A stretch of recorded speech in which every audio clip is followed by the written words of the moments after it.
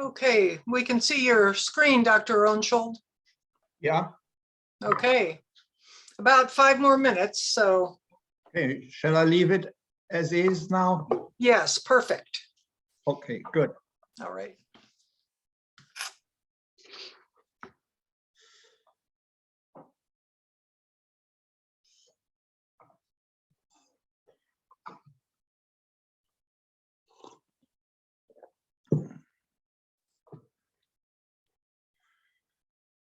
The participants see my screen. They don't see me. Is that right?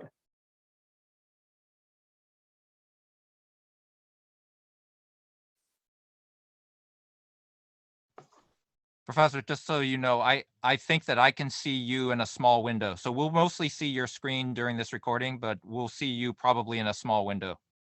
All the participants or only Yes, the discussants? I believe so, yeah. Everyone right now. We have, besides ourselves, we may have like 8 other people who can see you in a small window right now. Okay.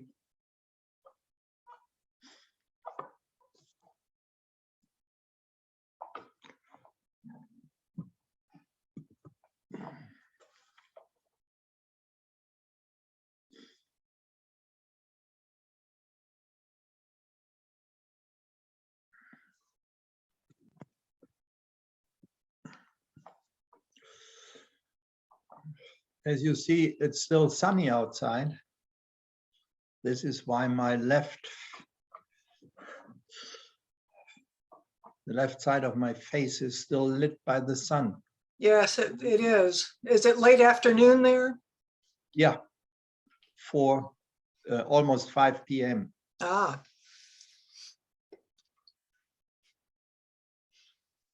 so hopefully it's your good side on the left. Yeah, perfect.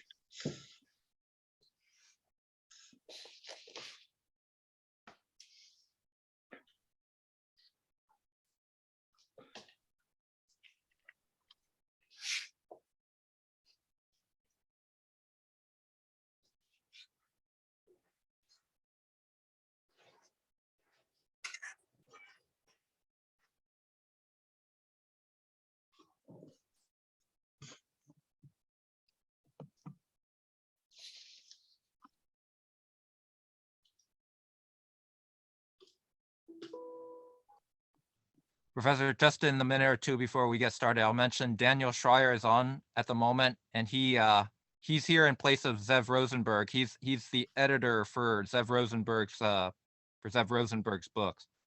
I see a couple of names: Dan Schreier, Greg Johnson, Ingrid Schneider, Jasmine Oberste, Joseph Maria. Haven't had the pleasure of meeting any one of them so far. Yep. And again, in 1 or 2 minutes before, Jasmine Oberst says that she's coming here from West Coast Canada, British Columbia, and she saw this on a Chinese medicine publishing Facebook page. Good, good, good.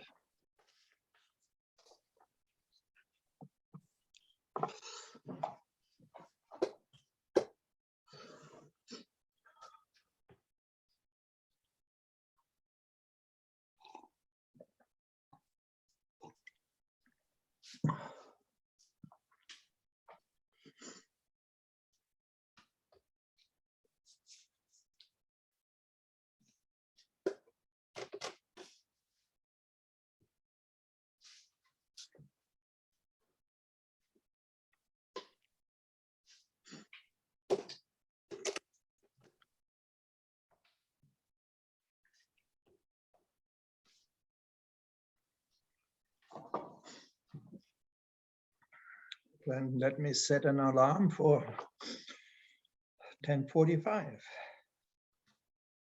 Well, we looks like we have 1 minute. Good.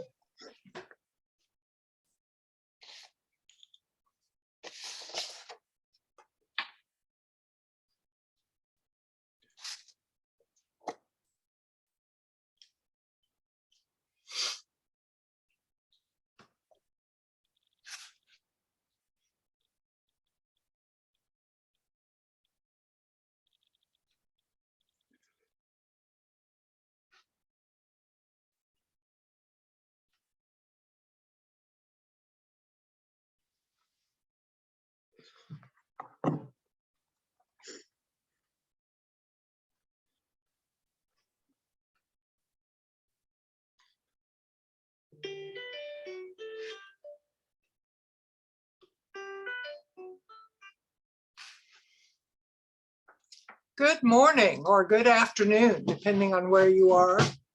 Welcome. This is Ellen Teeter. I'm the executive director of the Florida State Oriental Medical Association, and we are very proud to be sponsoring this event. Dr. Unschuld is a scholar and translator of classical Chinese, and this book to me is one of the most important translations to come out in quite a while.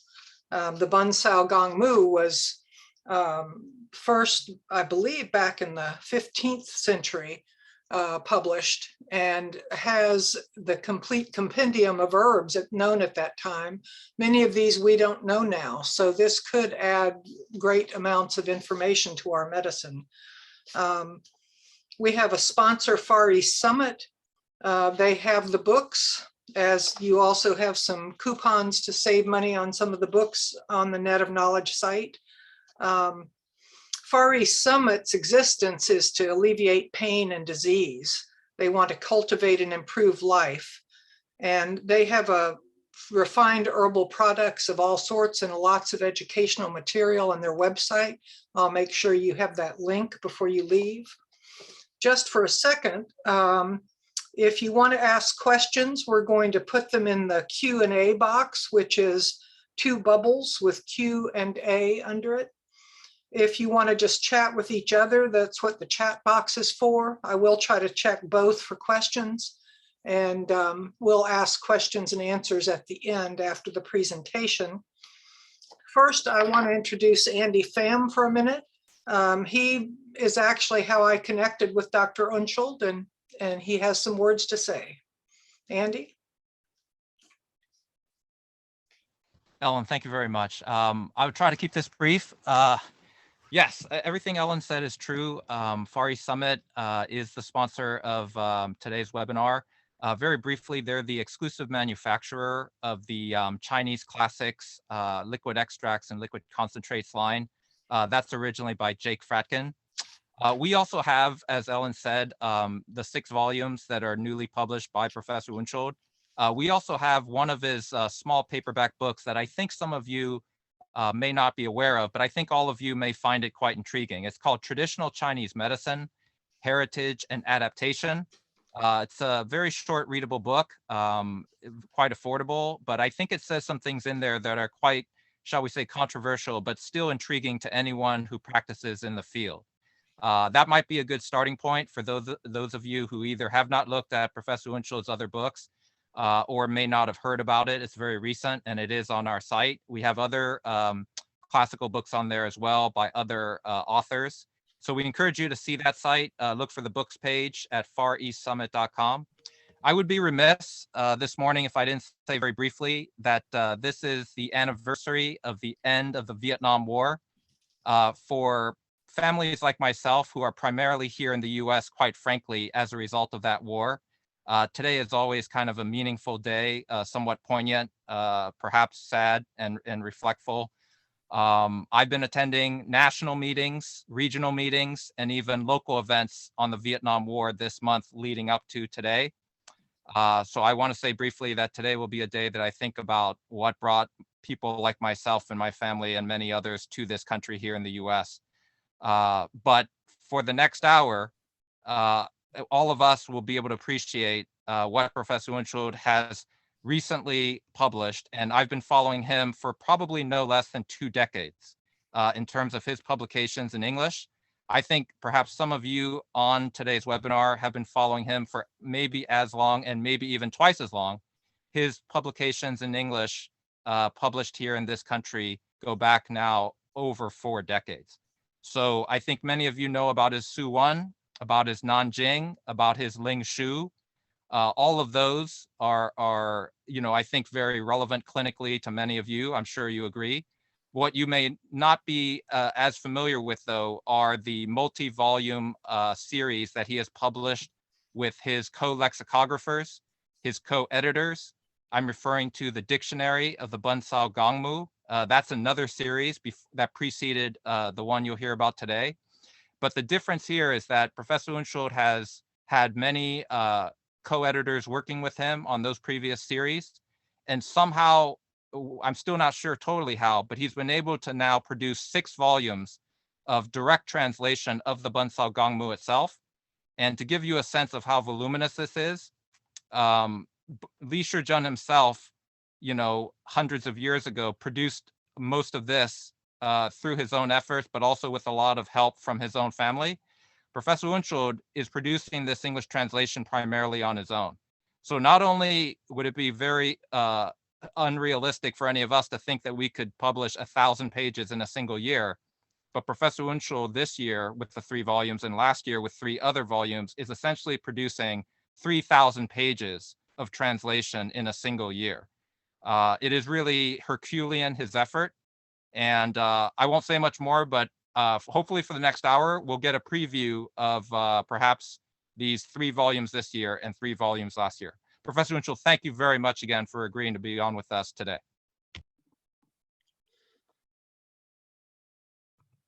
Is this then for me to take over? Yes, Please go right yes. ahead. Okay, wonderful. Well, first of all, thank you so much for inviting me to present here. Yeah, basically an introduction to the Ben Cao Gang Mu. First of all, I would like to tie up with what Andy Pham said about the end of the Vietnam War, because we just learned today that Putin, president of the Russian Federation, has said that it takes 106 seconds for his rockets to end up here in Berlin.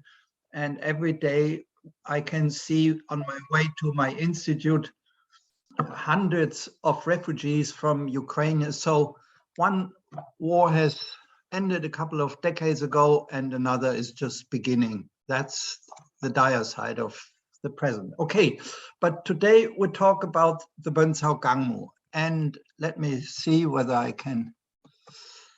Yeah, the Ben Cao Gang Mu is, I think the apex, the literary apex of the development of Chinese pharmaceutical wisdom. I should like to say wisdom, because the more I translate this work and the longer I deal with Chinese pharmaceutical knowledge, I really understand that this is a wisdom, and a wisdom that is not sufficiently shared by the entire world community of people interested in how to use natural products, especially plants, for therapeutic ends. And of course, it is a tradition that has been alive and lively for the past 2,000 or more years. We know very little about Chinese pharmaceutical practice and knowledge prior to the 2nd or 3rd centuries BC. But of course, as you see here on a market, it is very lively and still very much alive. And actually, yesterday and the day before yesterday, I was asked by a TV program, The Voice of Germany, which is same or equivalent to Voice of America and broadcasts to China. And they asked me about the significance of Lianhua Qingwen capsules for the treatment of COVID. So it's something that is not, a matter of the past, but it's something that is very much today up to date, and the Ben Cao Gang Mu needs to be taken into regard if one talks about Chinese pharmaceuticals. As we all know, pharmaceutical drugs have been described for 2,000 years in an ever more encompassing literature. The oldest finds date from about 200 BCE, with the Wuxi Erbi Fang offering knowledge on recipes for 52 diseases based on about 250 substances. And in this long history of Chinese materia medica literature, there are a couple of I mean, there are many important works, but maybe 3 are outstanding, because the first one, focusing on single substances, is the Shennong Benzhao of probably the 2nd century CE. Next one is the first Materia Medica book written on request of the government, 7th century, the Xinshu Benzhao with 850 entries, and eventually then the apex is the Ben Cao Gang Mu with approximately 1,892 substances. And because of my background in pharmaceutical sciences, many decades ago in the 1970s, when I went to Taiwan to add modern Chinese to my classical Chinese training, I became interested, and I was led by a Chinese historian of medicine and pharmaceutical science, Professor Na Qi. I began to study Ben Cao literature. Ben Cao, of course, is the name of Chinese Materia Medica literature. And I analyzed about 110 or a few more Ben Cao works, from the Shennong Benzhao to the pharmacopoeia of the Chinese Republic in the 1930s. And of course, I was most impressed by the Ben Cao Gang Mu. A quick view on the biography of the known author of the Ben Cao Gang Mu, Li Shizhen, who lived from 1518 to 1593 in Qizhou, Hubei. A couple of years ago, in 2018, that's already 4 years ago, the Chinese held a big honoring ceremony in Qizhou, and they opened a fantastic museum to memorize Li Shizhen. And he was a man who had a grandfather who was an itinerant physician. Itinerant physicians exist in China to this very day. They are the very lowest and mostly despised class of practical healers in China. And obviously his grandfather, a Lingyi, which means physician walking with a bell through the streets and calling for customers, obviously had made enough money so that his son, Li Shizhen's father, Li Yanwen, could open a stationary clinic and practiced as a learned physician, was also an author. Some of his books are still known. And Li Shizhen then should kind of rise to the upper echelon of Chinese society. That is, she was supposed to become a civil servant. And this is why he went through this very, very hard training. And at the age of 14, he passed the first official exam, earned the title of Xucai, special talent, but he failed all following exams. And then, of course, had no choice, but was again on the way to become a physician, became an apprentice of his father. And we don't really know what happened over the next decades. There was a brief visit to Beijing, from where he returned to Qizhou in 1561.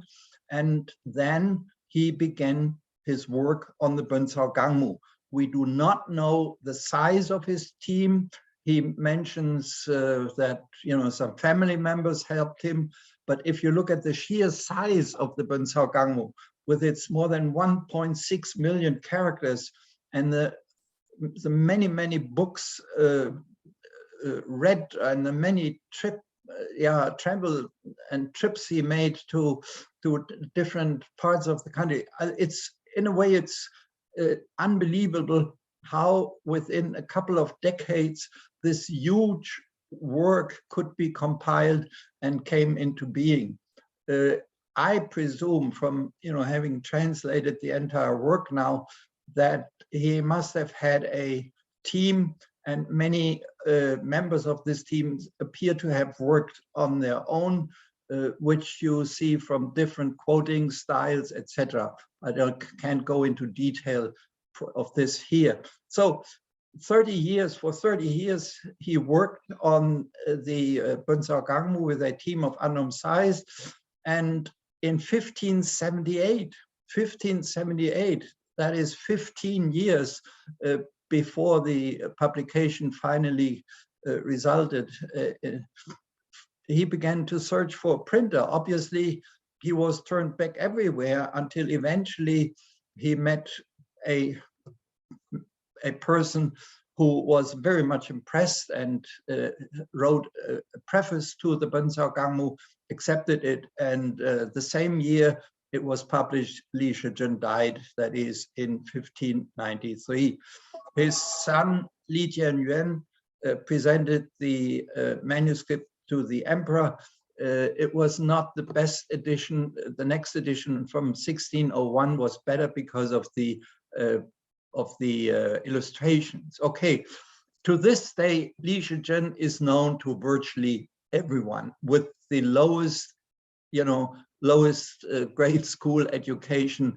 Li Shizhen appears in TV shows. Li Shizhen is honored in TV series. Li Shizhen is honored in child books. And I mean, even my children, I told them, if your future does not touch on China any longer, once you've left your father's home, but two persons from Chinese medical history you should remember forever, and they do actually.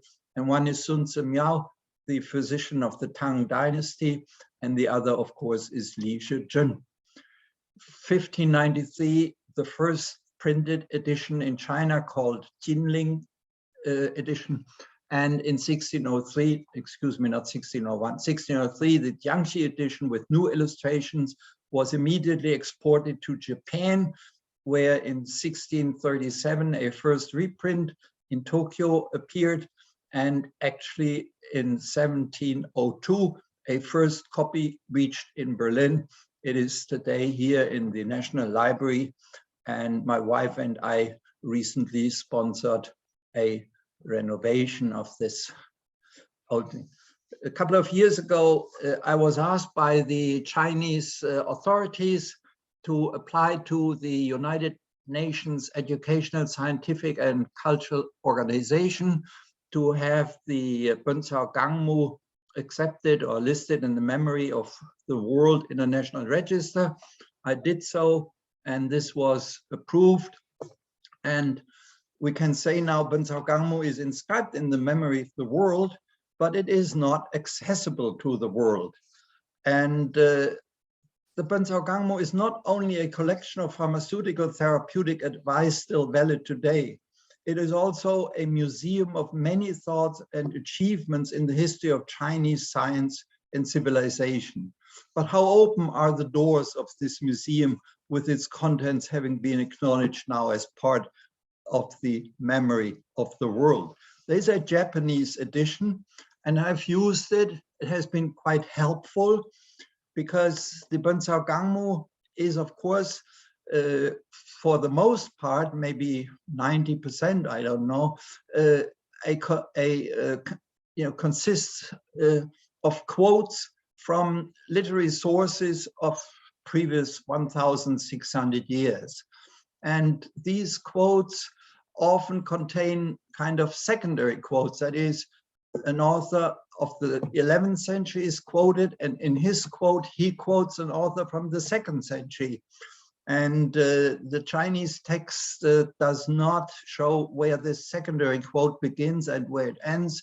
And this is where the Japanese translation helped me a lot, because the Japanese translators and editors had taken great pains to identify all these secondary quotes, and that has helped me. And also, of course, the Japanese language for a German is, or maybe also for American or native English speakers, is helpful, because sometimes you see a couple of Chinese characters and you do not know, do they belong together? Is that a binomial, or is this kind of one dependent on the other? And then I go to the Japanese edition, because there they have all the grammatical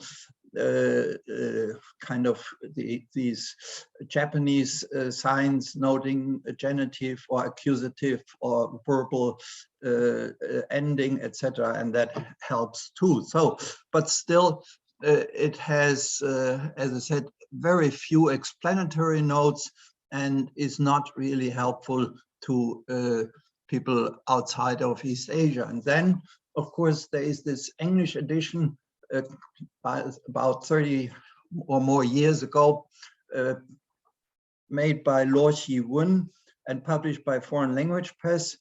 Luo Xi-wen, his English, I guess, was much better than my English is, but his deficits are he knew neither European or Western medical history or medicine, and he didn't know anything about Chinese medical history. And he did what the French call traduire à kilomètre, that is just word for word. And his translation is totally inadequate to globally promote the significance of Li Shizhen and his Ben Cao Gang Mu.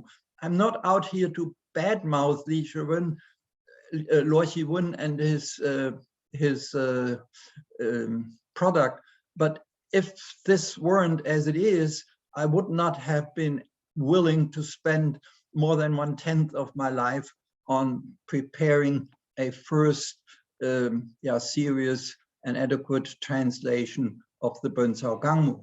The deficiencies, or the major deficiencies, of Luo Xi-wen's version are inadequate annotations, place names, book titles, identification of persons. I mean, in a Materia Medica book with quotes from the past 2000 years, of course, there are very many place names.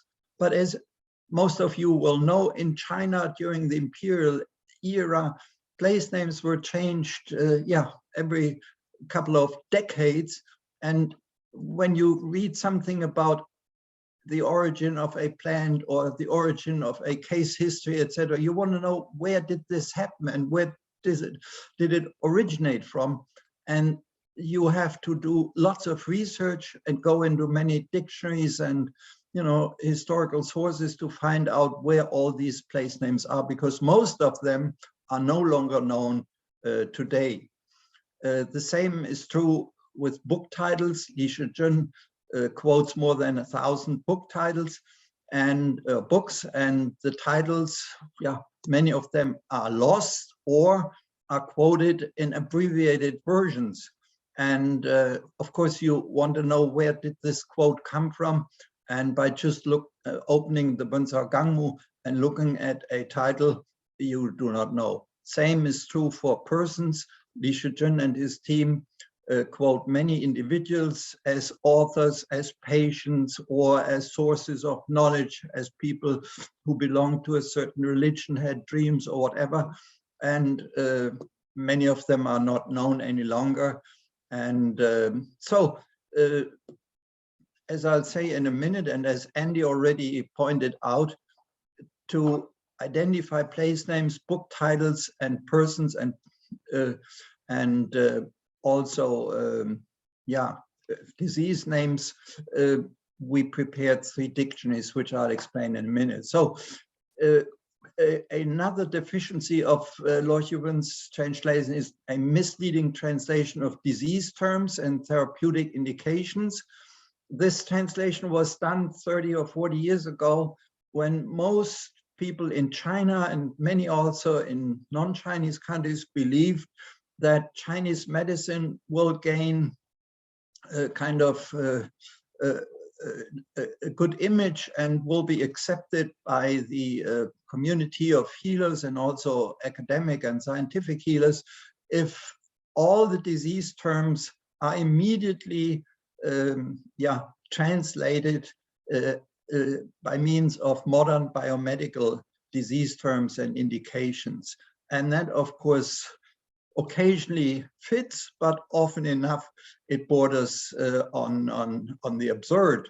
For instance, when Luo Xi-wen often enough speaks of what literally would be demons, or so as kind of viruses, etc. That fits nicely, but it is simply ahistorical. Then there are many text passages which Lord Yuan might have thought to be too absurd or not fitting modern times. They were simply omitted, and then more difficult passages where you really need classical Chinese and have to go back into the Shijing, etc., and other classical works to understand them. They were mistranslated, and the Shijing, the Book of Songs, is a good example, because often enough you find quotes in the Ben Cao Gang Mu saying Shi Yue, which Lord Yuan translated as a song goes. No, it's the Shijing says, and to understand that short quote, you have to go into the Shijing and then quote the entire original source to understand that abbreviated. So this English version of the Ben Cao Gang Mu, which has been exported to the whole world, is as if China were to export flawed silk or flawed jade or stained silk. And it's certainly not worth of such a great contribution by Chinese naturalists to world knowledge. So come back to the dictionaries. When I decided to, to begin with the Ben Cao Gang Mu translation, I thought I first have to publish 3 or 4 dictionaries, because all these disease names and place names and book titles, etc., there are so many that you cannot add notes at the end of each page in a later translation. So Volkswagen Foundation in Germany allowed me to kind of hire or engage 3 Chinese experts, the best you could find, I should think, to help me. As Andy pointed out, these were Professor Zheng Jincheng from Beijing, who is probably the best expert on historical materia medica literature, is the has the highest government kind of honored academic position you can imagine in China. Then there's Professor Zhang Zhibin, a wonderful person who is the expert in the history of diseases. And then there's Professor Hualin Fu from the Renda, the People's University in Beijing. And he is the expert for geographical history of China. And they really, without them, this dictionary would never have been possible. And the 3 of them supplied me with knowledge. Professor Zheng Jincheng on book titles and person identification. Professor Zhang Zhibin provided me with the knowledge of the disease terms, and Hualin Fu with knowledge on for an identification on all of all the place names. And it was based on these Chinese data which they provided to me, and they came here to Berlin, and first to Munich and then to Berlin to stay with us. And without them, these 3 dictionaries would never have been possible. And of course, these dictionaries are useful for anybody who works with ancient Chinese sources, because no matter whether you go into novels or Jinping Mei or The Dream of the Red Chamber, you often enough encounter illness terms, and definitely in normal or the usual dictionaries of classical Chinese, you do not find an adequate translation. So here was the first volume which we made, Chinese Historical Illness Terminology, and I did this together with Zhang Zhibin and myself, and that appeared with University of California Press in 2015. And I'm of course eternally glad to University of California Press, because very few people purchase these volumes because very few people think they are of use to them, and still UC Press has published them. The second volume was, oh yeah, that's wrong, excuse me, look at the title, Geographical and Administrative Designations, with Hualin Fu, and I had Paul Buell from Washington. He also came to Berlin and helped me. That appeared in 2017, and then volume 3, authors and book titles, where Nalini Kirk, Paul Buell, and Jung Jincheng assisted me. And it was on the basis of these 3 volumes that eventually I could start to translate the Ben Cao Gang Mu. And as Andy said, I had to do this just all alone. I've written every single page and I've translated every single character all by myself, because this has to come out of one hand. Otherwise, you would not have the impression that is one whole. And so the task was to prepare an adequate English translation of the Ben Cao Gang Mu based on serious philological and historiographic methods. And that was the target. Philological and historiographic methods, as they have been elaborated in our translations of ancient Greek, ancient Arabic, ancient Latin classics. And here now, for the first time, these methods are applied to a translation of the most important work ever published in China, and one must say on the entire Eurasian continent, in regard to the application of natural and man-made substances to cure or prevent human illness. And so this was meant to globally promote the contribution of Li Shizhen to world knowledge. And then, of course, also, and that's quite important, and this is why you have joined this webinar, to enable TCM practitioners outside of China to enter the world of Chinese medicine without an intermediary. Because, I mean, I have around me very, very many books written in English, in French, in Italian, in Russian, in German. Actually, the very first book on Chinese medicine I ever read was in Russian.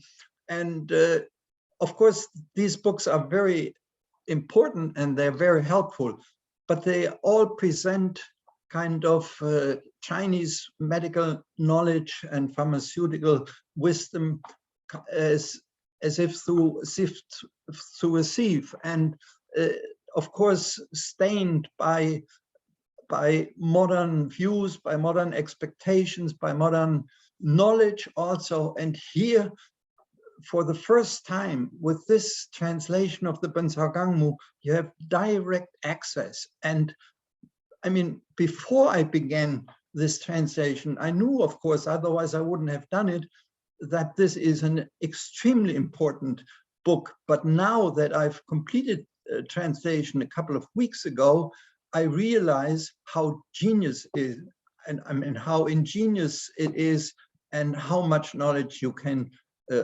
gain from it. Let us briefly take a look at the complete series that is to be published by University of California Press. A couple of volumes have appeared already, like Waters, Fire, Salts, Metal Jades, and Mountain Herbs, Marshland Herbs, Creeping Herbs, Vegetables, Fruits, Woods, Clothes, Fowls.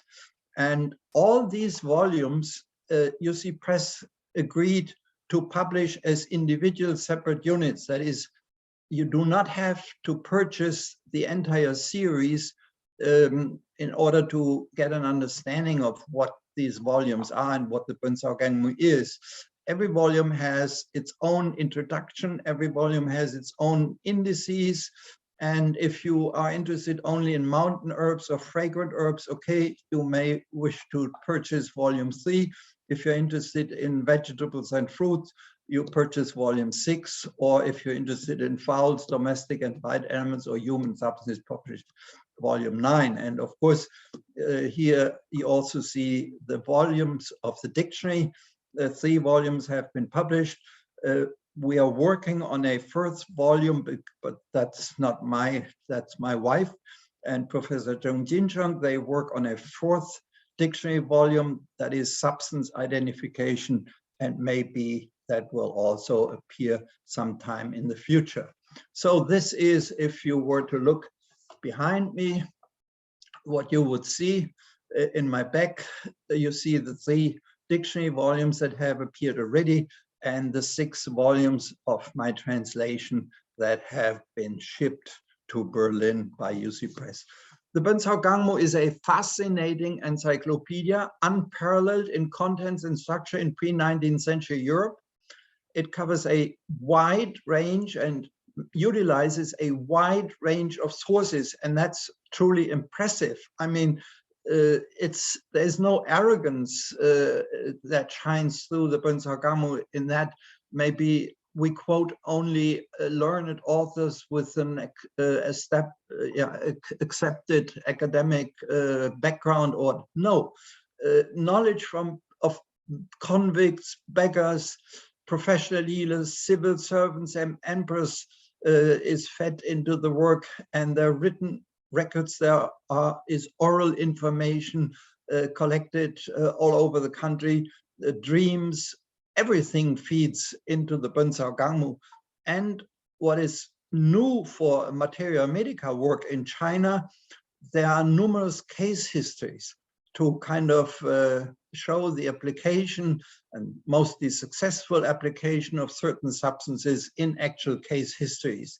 And there is a chronological discussion of the nature of substances and their effects in every monograph. That is, you have a substance, an herb, a tree, a vegetable, or whatever, and Li Shizhen offers a chronological discussion of the nature of substances and their effects. That is, he quotes the very first author, and then the next author, and then the next author, and eventually says, okay, let me sum up. He is right, I agree with him, I do not agree with him, etc., etc. And that's unique.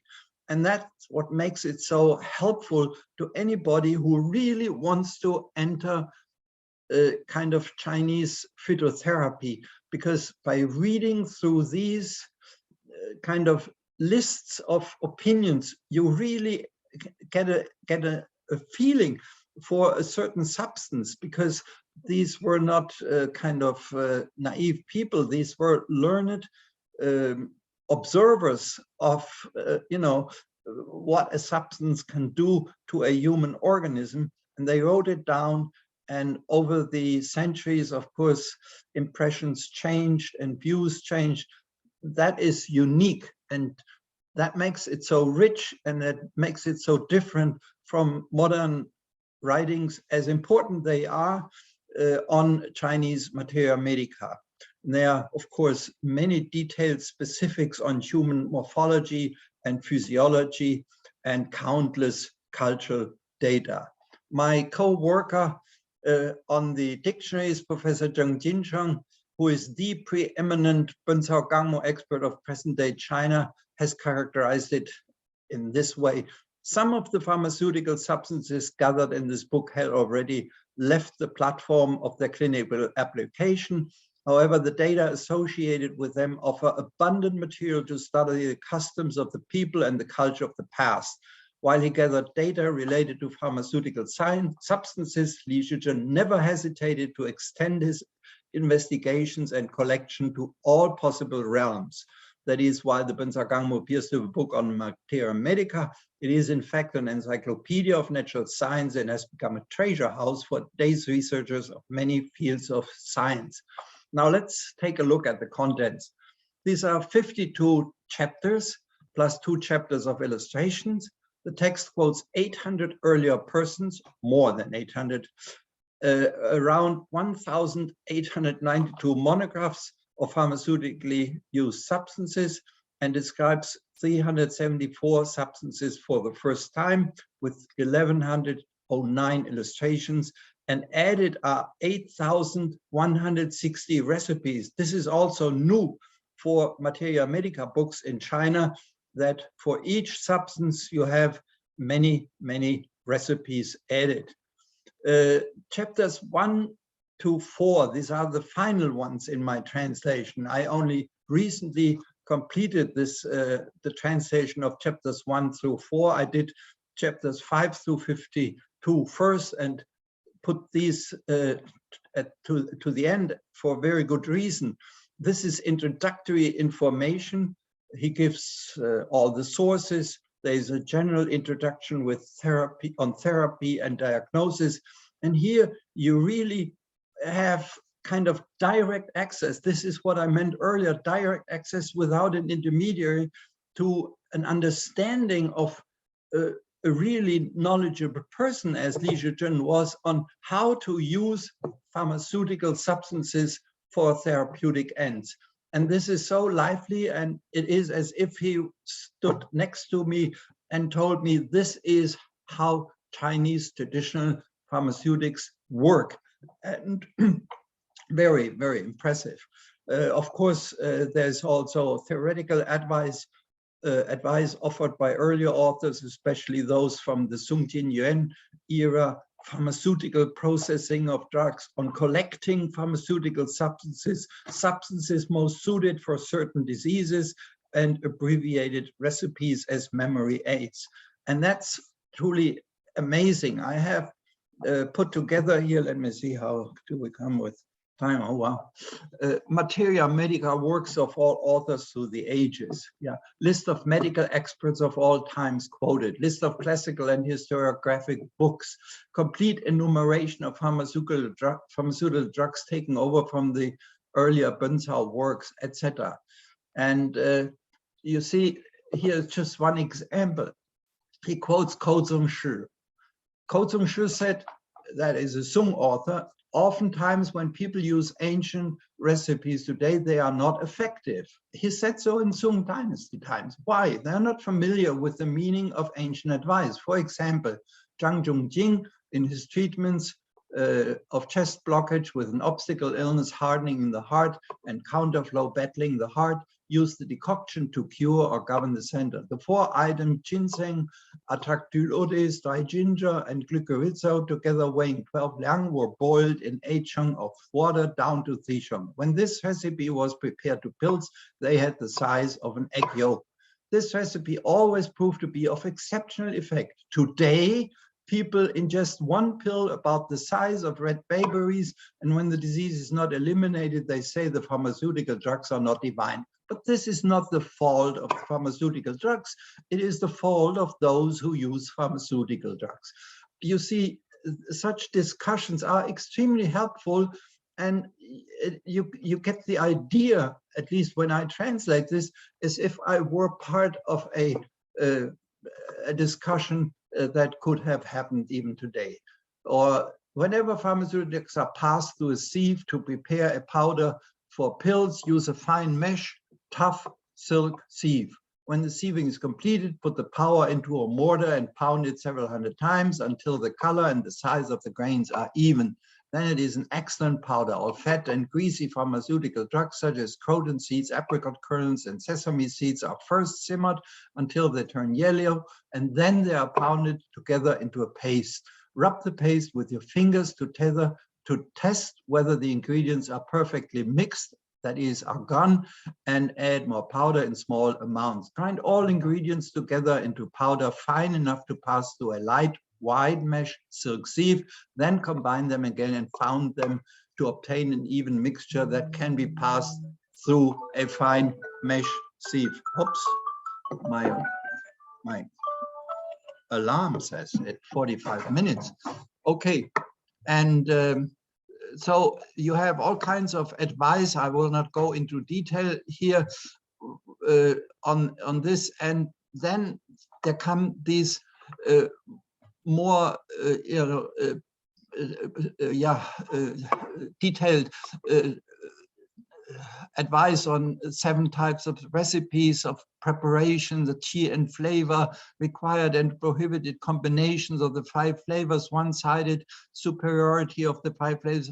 All these things are, all this is knowledge you want to know when you deal with traditional Chinese pharmaceutical substances. I will not go into more detail here, just give you another overview of the very, very many points in these chapters. This is still chapter 1, yeah, and advice on the application of conduit guiding substances, supplementing and draining effects of the 5 flavors in the 5 long-term depots, etc., etc.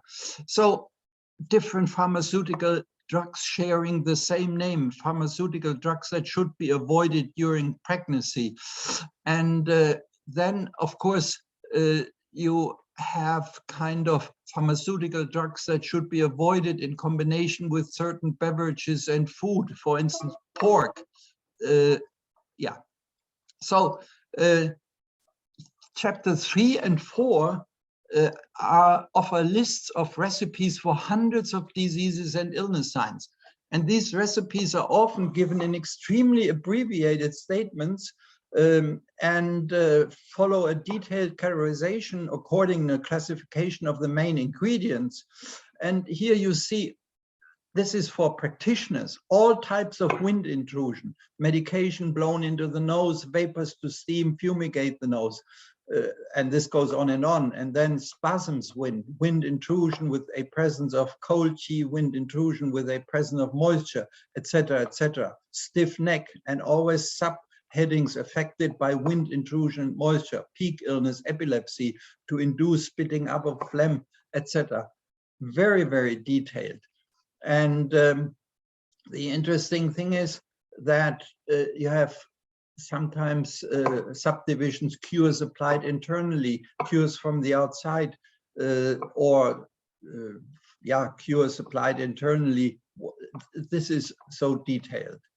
I rush through this, and here you see what I meant by abbreviated recipes. For instance, aye, common mugwort leaves, all of you know. Then it briefly says to cauterize all types of windstroke with lockjaw. This seems to be simply kind of appealing to your memory, because you know in the full text in chapter 15:05:01, you have this recipe in full detail. Clenched jaw resulting from windstroke, apply cauterization with prepared mugwort leaves 5 times each on 1 chengjiang needle insertion hole and on 2 jiache holes. That is, all these hundreds of recipes in chapter 3 and 4 seem to be abbreviated, shortened versions of very lengthy and detailed recipes. Here's another example for epilepsy of children. Soak in wine 5 scorpions, pound them with pomegranate into a pulpy mass, calcine it, grind it into powder, and let the patient ingest with milk 5 Pfund. This is also just an abbreviation of a very long recipe later on. So in the following chapters, then you have the individual substances. Begins with waters. I mean, how important are different waters to process natural substances? Fires, you cannot just fire, I mean, heat it over a fire, but there are many different types of firing, and all this is detailed here. Soils, metals. And then, of course, chapters 12 through 37 are the herbs, grains, cereals, vegetables, fruit, trees, very detailed. I rush through this just to show you or give you a very, very first impression of the wealth and of the richness of contents of the Ben Cao Gang Mu. Chapter 38, tissues and tools, used, soiled, decayed items, paper, etc. Most of this, of course, as Professor Jung said, has left the platform of pharmaceutically useful items, but it's interesting. And then chapter 39 through 42, insects, bugs, worms. Chapter 43 through 51, animals living in water, on land, equipped with scales, feathers, armors. 51, strange types, and 52 human substances, because of course humans were considered to be the higher. So a a final word on the structure of the monographs. You have, of course, a heading, like here, Glycyrrhiza oralensis, Chinese licorice, which all of you know in chapter 12. It gives the name, and then it says where it appears for the first time, FE, first evidence in the Benjing, and there it was called upper rank, that is non-poisonous, and so, and then you have explanations of names, which is very interesting because China is such a huge country and has such a long history, which means that in many parts of regions, you have different names for one and the same substance. And that, of course, is quite important when you read sources from different centuries and sources from different regions of China. So the explanations are named, and always, I mean, as if this were a modern scientific work, always Li Shizhen quotes the source where he got his knowledge from. And this is exceptional and has never been the case kind of before, and also there is no equal in Europe such. Yeah, this looks like very much, and obviously you will not be able to read this entire slide here, but I have put this text in here just to show you, for a simple substance, yeah, collected explanations how Li Shizhen first quotes the Bielu, the very first Materia Medica work, then Tao Hongjing, the Taoist, then Su Song, then himself. And often enough between the first mentioning in the Bielu or Shenong Benjing or whatever, and himself, there are 4, 5, 6, or 10 different authors, and eventually he discusses all of them together. Okay, I guess pharmaceutical preparation, we will not go into detail of all the other items. I stop here because we have, I've spent 45 or more minutes on giving you a first impression, and maybe now you wish to ask a few questions and give me a chance or a few minutes to go into more detail in view of something you might wish to know more about. So I guess I stop here, and I hope that you will never look down on the Ben Cao Gang Mu again, but will look up to Li Shizhen and its team, because it's an amazing contribution to Chinese medicine, and I think to world medicine. Thank you. Okay, we're going to open up for some questions now. I have one. How does the dictionary series relate to the actual volumes of the Ben Cao Gang Mu? Yeah, okay. The Ben Cao Gang Mu consists of quotes taken from, of course, oral informations of the time, 16th century, but for the most part, this is a collection of quotes taken from literary works of the previous 1,600, 1,800 years. And if we look at illness terms or disease terminology, the Ben Cao Gang Mu includes about 4,500 disease terms. And this does not include something like, painful leg or so, but real basic disease terms. And these basic disease terms, most of them are no longer understood even in China, and even less, of course, outside of China. And what we have done is Professor Zhang Zhibin has offered me and provided me with the data on the first appearance of an illness term in the 2nd century BC, in 8th CE, etc., what it must have meant at the time, what it meant in the 16th century when Li Shizhen quoted it, and what it might mean or how it could be interpreted today.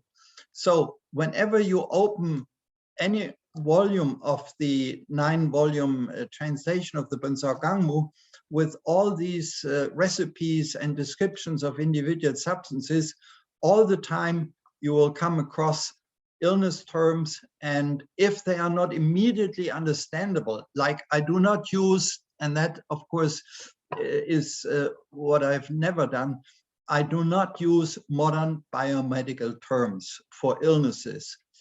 I try to be as strictly literal as possible.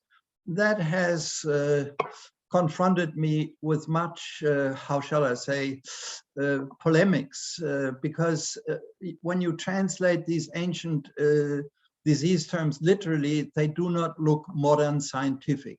But why should they? I mean, why should an author of the 8th century have used a modern biomedical term?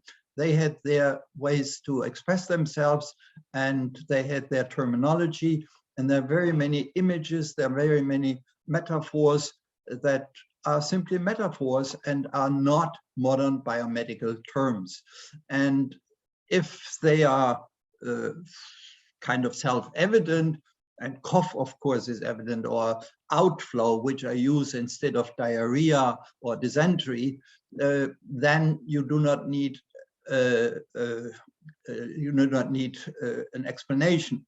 But if a substance is difficult to immediately understand, then I add a quote and I said, this means this, and look up Ben Cao Gang Mu Dictionary, Volume 3, page 455.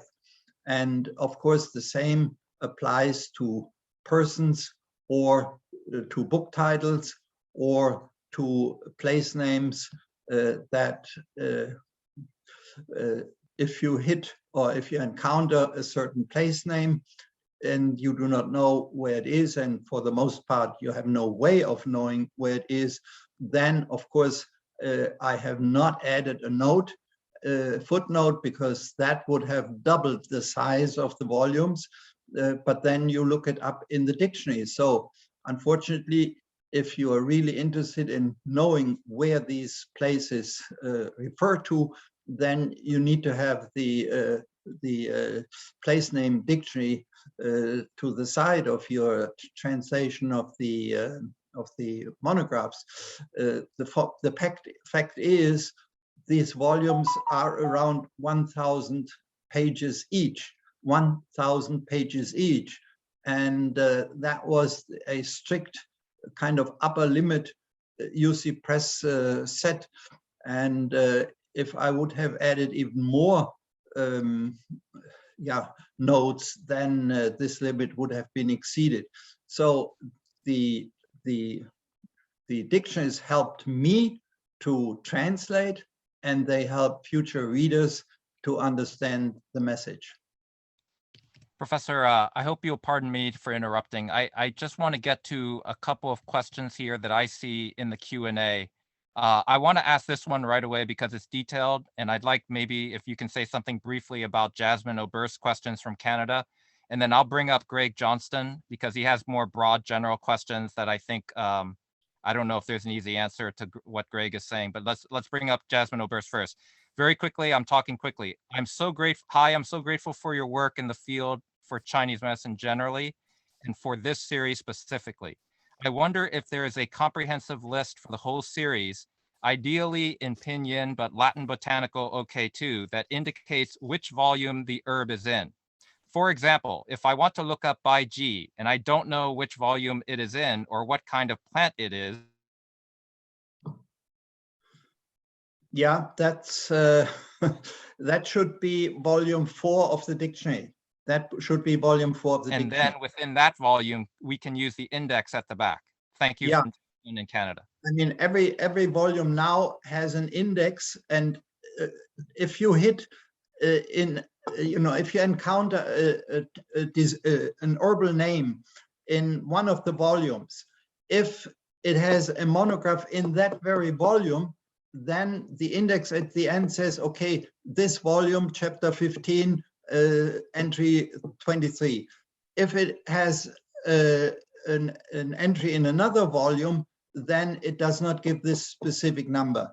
And this will be given in the final dictionary volume number 4, where all items are identified, because many items have names that may not have referred to the same substance 500 years ago, or 1,000 or 1,500 years ago.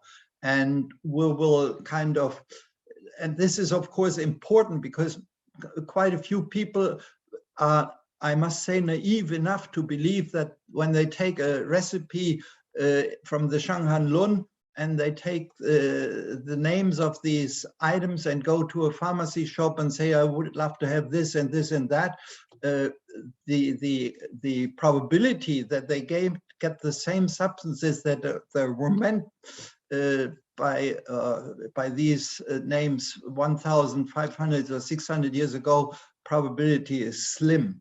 And volume 4, which my wife does with Professor Zheng Jincheng, will kind of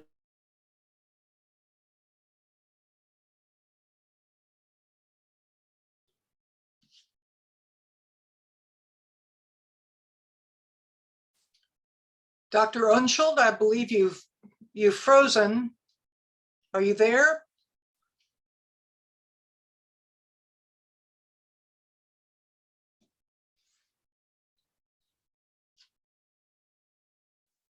Am I there? Ellen, hi, I can hear you okay, yeah. I think we Okay. have you, but I'm not sure if Professor, if we lost him momentarily. Okay. I appreciate, I saw what you said here in the chat, and I think that Greg Johnston, his questions are very broad in general. I was hoping that we could just push them, you know, to the end because they're kind of broad in general. No, that chat was to you. I'm not sure what's going on. I think we lost Dr. Unschuld. What I'll do is send these questions to him and we'll get an answer, and I'll put them up in the Net of Knowledge as a handout. I've also asked him if I can put his PowerPoint up as a handout, if people are interested in that. But I think we've lost him now, so I will record the questions and we'll get them answered. But for now, I believe we need to end the webinar. So I want to thank you all for attending. Again, Dr. Unschuld is a leading scholar, and we are just so pleased and honored to have had him here speaking to us and telling us about this work. It's a huge undertaking and a hugely valuable thing for our profession to now have this in English.